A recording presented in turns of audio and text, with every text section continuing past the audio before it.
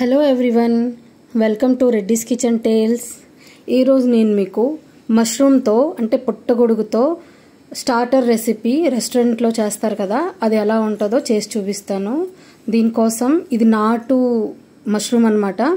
దీనిలో కొంచెం సాల్ట్, ఉప్పు, పసుపు, కారం, ధనియాల పొడి, గరం మసాలా ఇవన్నీ బాగా వేసేసి బాగా టాస్ చేసుకొని కలుపుకోవాలి.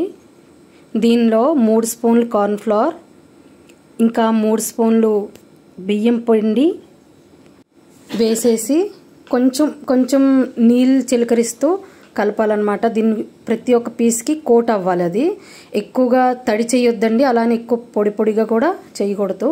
నిదానంగా కలపాలి.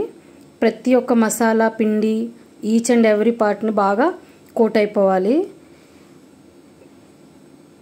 మీరు మార్కెట్లో దొరికిన మష్రూమ్తో కూడా ఇలా చేయొచ్చు. ఈ ప్రాసెస్ చేసేలోగా గ్యాస్ స్టవ్ మీదేమో హై ఫ్లేమ్లో ఆయిల్ని హీట్ చేసేసి బ్యాచ్లుగా దీన్ని ఫ్రై చేసుకుంటే పకోడీలా కరకరలాడుతూ మంచిగా వేగుతుంది.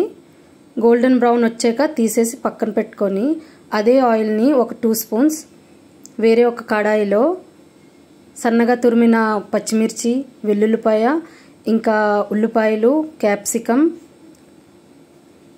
ఉల్లికాడలు, ఉల్లిపాయలు కూడా వేసానండి. ఇందులో వేయించుకున్న mushroom, soya sauce, chilli sauce, tomato ketchup వేసి మన రుచికి తగ్గ సాల్ట్ వేయాలి. నేను వేయడం లేదు, ఎందుకంటే నాకు ఈ సాస్లో ఉన్న సాల్ట్ ఏమో సరిపోతుంది. సో ఎప్పుడైనా స్టార్టర్స్ చిల్లీస్ చేసేటప్పుడు సాస్లన్నీ వేస్తాం కదా, దానిలో సాల్ట్ ఉంటుంది, అందుకని ఎక్స్ట్రా సాల్ట్ యాడ్ చేయొద్దండి, సరిపోతుంది.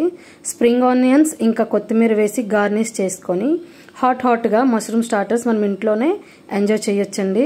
నేను ఇక్కడ మష్రూమ్స్ ఎక్కువ అండ్ మిగతా ఆనియన్స్ తక్కువ వేసాను, చాలా బాగుంటుంది.